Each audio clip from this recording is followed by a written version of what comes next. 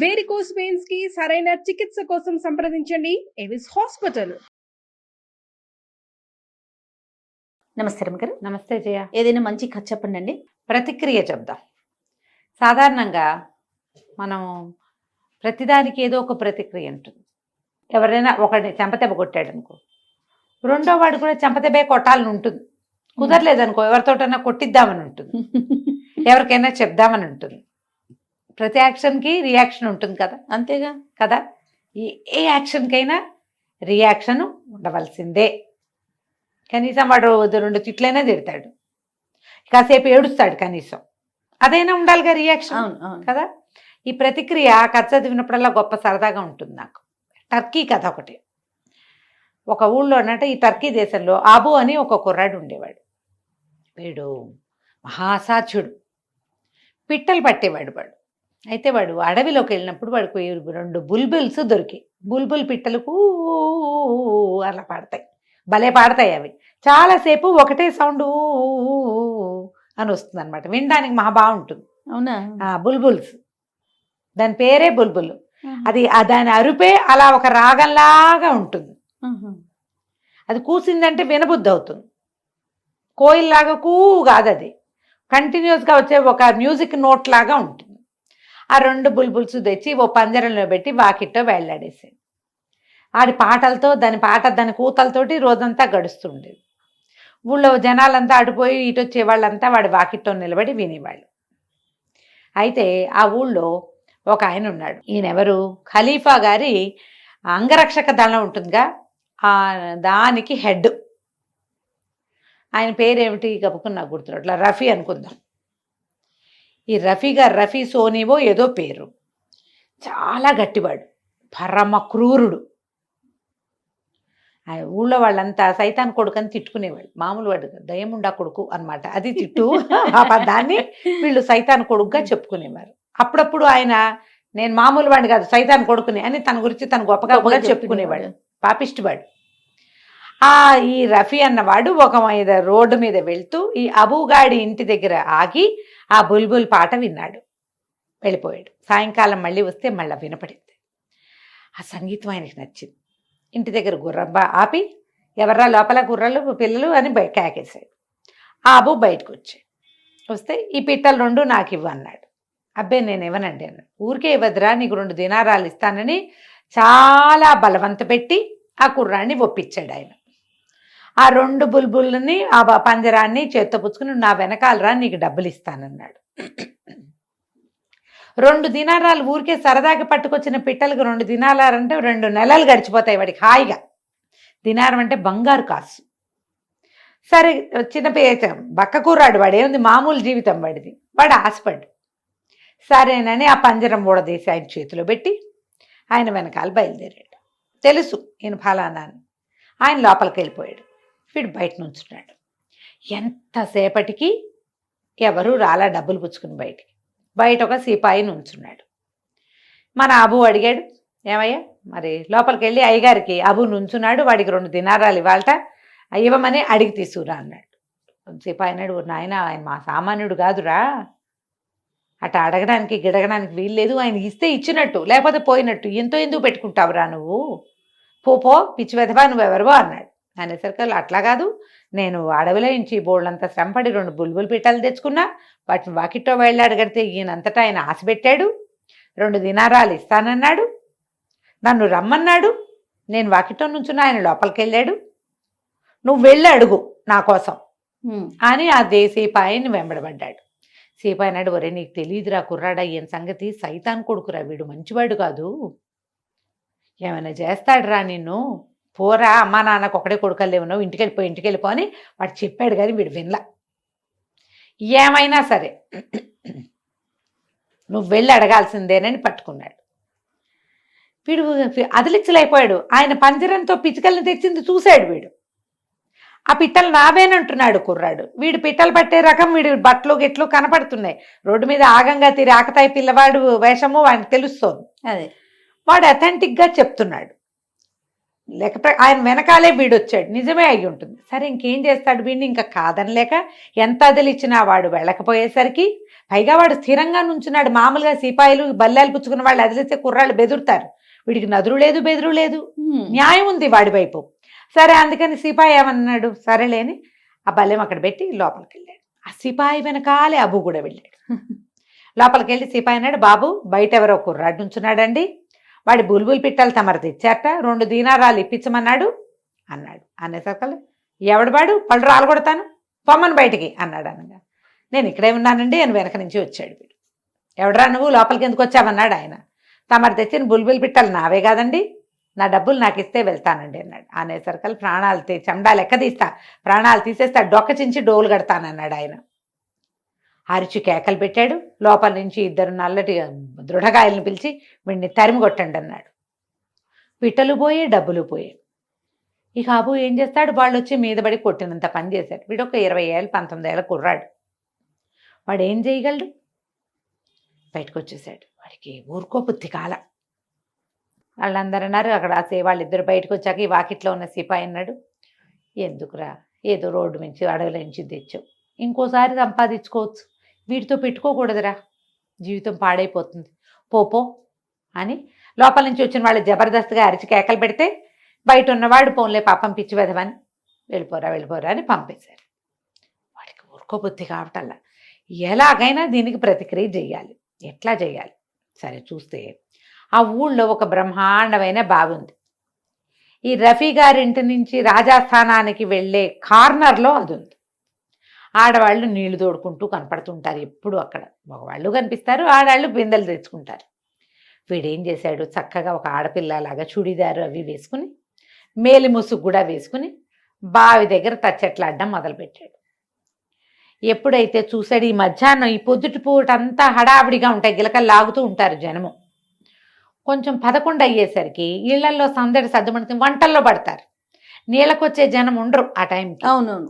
11, 11:30 అయ్యేసరికి మనం పల్లెటూళ్ళల్లో గమనిస్తాం, పొద్దున్న పూటే చల్లదనంలో వస్తారు, ఎండెక్కాక ఎవరు ఆడాళ్ళు రారు, ఇళ్లలో పనులు ఉంటాయిగా, చంటి పిల్లల గోలలు అవి ఉంటాయి. వీడు అట్లా ఖాళీగా ఉన్న సమయం చూసుకుని బావి దగ్గర చేరాడు. ఈ రఫీ గారి కార్నర్ తిరిగి వస్తుంటే చేతిలో ఉన్న చేదని లోపల వదిలేసి అయ్యో అయ్యో అయ్యో నా చేతి పడిపోయింది, ఇంకేముంది నేను చచ్చిపోను అని కేకలు పెట్టాడు. మేలి ముసుగులో సన్నగా పొడుగ్గా కనపడుతున్న ఈ ఆడపిల్లని చూసేసరికి ఎవరో అమ్మాయి ఏడుస్తోందని, ఆ రఫీ గారు ఆయన మరి గవర్నమెంట్లో పెద్ద పోస్ట్లో ఉన్నాడు, వాకిట్లో కనపడిన బుల్బుల్ పిట్టలు తీసుకెళ్ళిపోయే జబర్దస్తు ఉంది, డబ్బులు ఎగ్గొట్టుకోగలిగే దిల్దార్తనం ఉంది ఆయనకి. ఇలా పోనీ మన రాజ్యంలోనే ఏదైనా ప్రాబ్లం వస్తే సాల్వ్ చేయాలి. ఇప్పుడు పోలీస్ కానిస్టేబుల్ ఎవరన్నా వెళ్తుంటే ఎవరన్నా కింద పడంగానే ఆయన రాడు సహజంగా. అవును, అలాగా డిపార్ట్మెంట్లోనో గవర్నమెంట్ సర్వీస్లో ఉండేవాళ్ళు సహజమైన ఒక ఐడియా తోటి వచ్చేసాడు దగ్గరికి. వచ్చి ఏమిటి ఏమిటి అన్నాడు. అనేసరికి నా చాది పడిపోయిందండి, మరి మా అత్త మామ కొట్టి చంపేస్తారు నన్ను అంటే, ఏది అన్నాడు. ఇదిగోండి అని చూపించింది. ఆయన లోపల తొంగి చూడంగానే ఈ కుర్రాడు ఏం చేశాడు, ఈ రఫీ వీడు ఏమి అబుగాడు ఆయన కాళ్ళు పట్టుకుని లేవదీసి తోసేసాడు నూతులోకి. ఊరిని వాడు చురుగ్గా ఉన్నాడు, ఈయన ఒక 40 ఏళ్ల వాడు, మంచి వస్తాదు. బావిలోకి చూడాలని ఇట్టా చూస్తే కుదరదుగా, అటా వంగాలి. వంగంగానే వీడు కింద కూర్చుని 2 కాళ్ళు పాదాలు లేపేశాడు పైకి. లేపంగానే ఆయనని తల కిందకి కాళ్ళు పైకిగా బావిలో పడిపోయాడు. చేతులు దులుపుకొని మనవాడు మేలు ముసుగు సవరించుకుంటూ వెళ్ళిపోయాడు. ఇంకేముంది, కానీ ఈ పడ్డ రఫీ గారికి దెబ్బలు తగిలినాయి కానీ ఆయనకేం అవ్వాల, ఈయన చచ్చూరుకుంటాడని కుర్రాడు అనుకున్నాడు. 2 బుల్బుల్ పిట్టలు తీసుకుని 2 దినారాలు ఎగ్గొట్టినందుకు చంపేయాలా, అక్కర్లేదుగా. కానీ వాడికి ఒళ్ళు మండిపోయింది, చేసేసాడు. ఆ లోపల పడ్డ ఆయన ఇక కేకలు పెట్టడం మొదలుపెట్టాడు. చాలాసేపటికి తెప్పరిల్లల తలకాయకి తగిలింది దెబ్బ. కొంచెం కాసేపటికి తేరుకుని కేకలు పెడుతుంటే 12:30, 1 గంట భోజనాల వేళకి ఆడంగులు చేరారు కొంతమంది. బావిలోంచి అరుపులు వినపడేసరికల్లా హడిలిపోయి, మామూలుగా బావిలో సైతాన్ చేరింది అలాంటి కథలు వినేవాళ్ళు.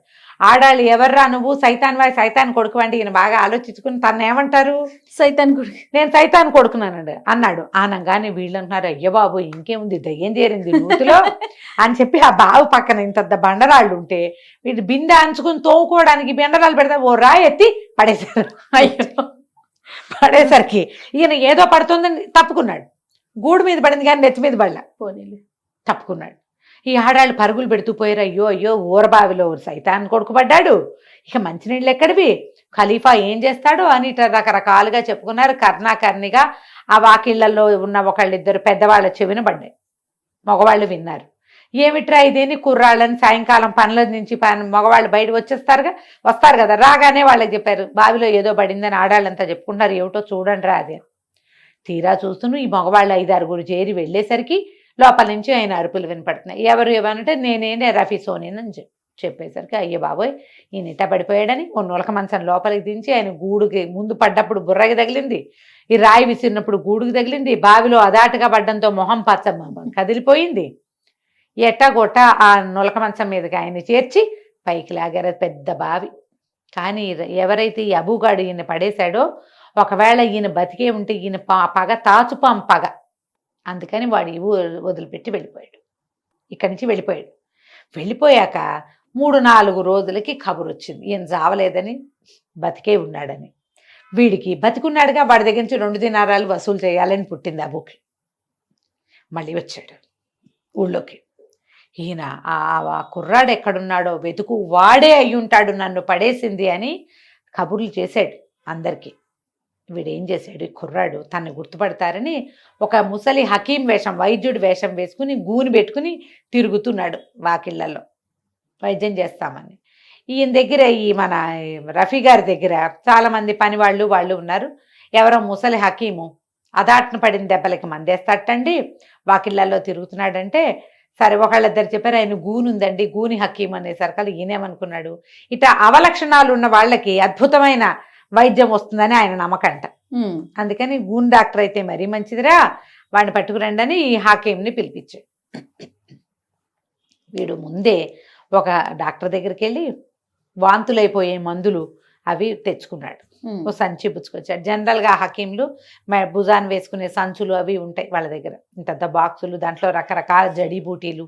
ఓ హకీం గారి దగ్గర ఒకరు ₹1 ఇచ్చి ఆయన సంచి అవి తెచ్చుకున్నాడు. వీడు ఆ సంచి వేసుకుని వచ్చాడు.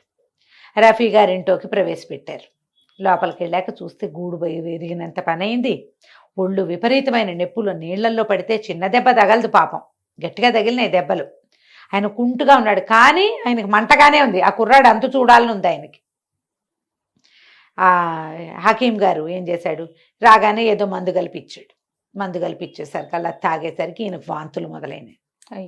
అయ్యో వాంతులు వచ్చేసినాయి, ఇదేంటండి హకీం గారు ఇలాగైంది, ఒళ్ళు నొప్పులు పోయి వాంతులు వచ్చినాయి, ఒళ్ళు కదిలిపోతుంది, పొట్టలో ఉన్నదంతా బయటకు వస్తుంటే ఒళ్ళు కదిలిపోదు, లబోదిబోమన్నాడు రఫీ గారు. అనేసరికి డాక్టర్ వేషంలో ఉన్న కుర్రాడు అన్నాడు, అలా కాదు, నీకు లోపల ఏదో కడుపులో ఉంది పగ, అందుకనే ఇట్లా మందు వికటిచ్చింది, నిజం చెప్పు నీకెవరి మీద పగ ఉంది అనగానే ఈయన అన్నాడు అంత నీరసంలోనూ, ఎందుకు లేదు పగ, నన్ను నూతులు పడేశాడు వెదవా, వాడంతు చూస్తాను, వాడంతు చూడడం కోసమే నేను మందేసుకోవాలనుకున్నాను, వాడంతు చూస్తానని అరిచి కేకలు పెట్టాడు. అనగానే వీడేం చేశాడు కుర్రాడు, పగ తగ్గించుకోవాలండి లేకపోతే మీకు తగ్గదు, మీ పగకు కూడా మందేస్తాను నేనని ఆ ఇంట్లో 4 పని వాళ్ళు ఉంటే 4 కాగితాల మీద 4 మందులు రాసి ఇవి 4 చోట్ల దొరుకుతాయని 4 బయటికి పంపించేశాడు.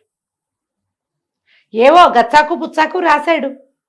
3 ఈ పని వాళ్ళు చదువుకోని వాళ్లే ఉంటారు పాపం ఆ కాలంలో. మరీను వాడు ఏదో రాసిస్తే వీళ్ళకి ఏం తెలుస్తుంది, ఆ పోయా కొట్టుకెళ్తే కానీ తెలీదు. 4 వేరు కొట్లకు పంపించాడు. వాళ్ళందరూ వెళ్ళంగానే వీడేం చేశాడు, ఆ మంచం మీద నీరసంగా రోజుతూ పడుకుని ఉన్న రఫీ గారి దగ్గర తన గడ్డము ఆ గూని పీకేసి, నేనే అబూని, ఇప్పుడు చూడు నా అంతు నువ్వేం చూస్తావో, నా చిలకలు కొట్టేసి నా డబ్బులే కొట్టినందుకు నీకు ప్రతిక్రియ చేశాను నేను అనేసరికి అంత నీరసంలోనూ ఈయన గబుక్కును పక్కన చేతికర్ర అందుకుని మీద కలిపడిపోయాడు. కలిపడిపోతే ఈయన నీరసంగా ఉంది, దెబ్బలు తగులున్నాడు. వాడేమో జవజవలాడుతున్న కుర్రాడు. వాడేం చేశాడు, 2 చేతులు వెనక్కి పట్టేసుకుని, నువ్వేదో అనుకుంటున్నావు, నీకు ఇందాక ఇచ్చిన మందు చావు మందు, 2 గంటల్లో చచ్చి ఊరుకుంటావు, అయ్యో 200 వరహాలు అక్కడ పెట్టు మొహరీలు, అప్పుడు నీకు యాంటీడాట్ ఇస్తా, లేకపోతే చచ్చావే, నువ్వు నన్ను కొట్టినా నన్ను చంపినా నువ్వు చచ్చేది, ఇప్పుడు నీకు దెబ్బలు తగిలినా నన్ను కూడా కొడతావు, కత్తుచూ పొడి చేస్తావు, నీ పని వాళ్ళతో చంపిస్తావు, మందు మాత్రం చెప్పను, నీకు మందు చెప్పను, నేను చచ్చేదే, నువ్వు కూడా చస్తావు నాతో పాటు, ఇందాక నీకు ఇచ్చిన మందు వాంతుల మందు కాదది, చావు మందు, అనగానే హడిలిపోయాడు ఆయన. బాబు ఇచ్చేరా మంది అన్నాడు. ఇచ్చేయాలంటే 200 పెట్టు, నా 2 దినారాలకి 200 దినారాలు ఇస్తే గానీ నిన్ను వదిలిపెట్టను అన్నాడు. ఈయన గబగబా లోపలికి వెళ్ళి 200 దినారాలు 2 మూటలు పుచ్చుకొచ్చి వీడి చేతిలో పెట్టాడు. ఆ మంది ఇచ్చేయరా అన్నాడు. నువ్వు నా వెంట పడవన్న గ్యారంటీ ఏమిటని అడిగాడు కుర్రాడు.